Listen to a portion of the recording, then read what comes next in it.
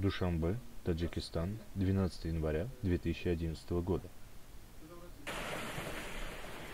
Здравствуйте, уважаемые гости! Добро пожаловать в нашу школу!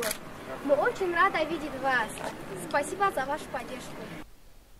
Посол Кен Гросс посетил Вахшский район, чтобы встретиться с руководителями районных и областных структур образования и учителями, прошедшими курсами повышения квалификации, поддерживаемым американским правительством в рамках проекта «Качественное обучение» Агентства США по международному развитию. В этом месяце свыше 500 учителей математики и таджикского языка средней и начальной школы из 36 школ Вахшского, Ашского и Сфаринского районов будут охвачены курсами повышения квалификации по внедрению новых методов обучения в свою практику. Обучение будет осуществляться на базе республиканских областных институтов повышения квалификации педагогических кадров. Во время визита посол Гросс отметил, правительство США радо оказать вам поддержку в вашей работе по обучению подрастающего поколения. Половина населения Таджикистана моложе 19 лет. Молодежи необходимо вырасти хорошо образованными, активными гражданами, способными внести вклад в экономическое развитие своей страны.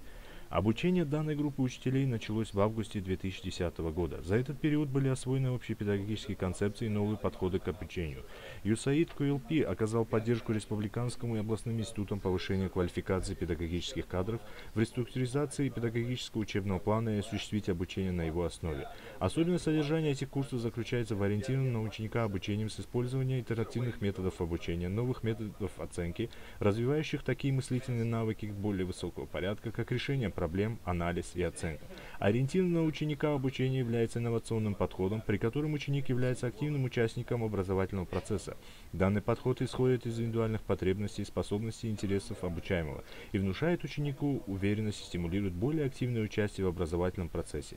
Групповая деятельность, дискуссии и взаимодействие ученик-учитель создают стимулирующую обучающую среду, где ученик несет ответственность за результат своего обучения и больше связан с содержанием урока. Эти методы развивают творческие, лидерские и предпринимательские навыки обучаемого, которые помогут в будущем трудоустройстве. На сегодняшний день в рамках проекта USAID «Качественное обучение» повысили квалификацию свыше 1500 учителей по современным методам преподавания.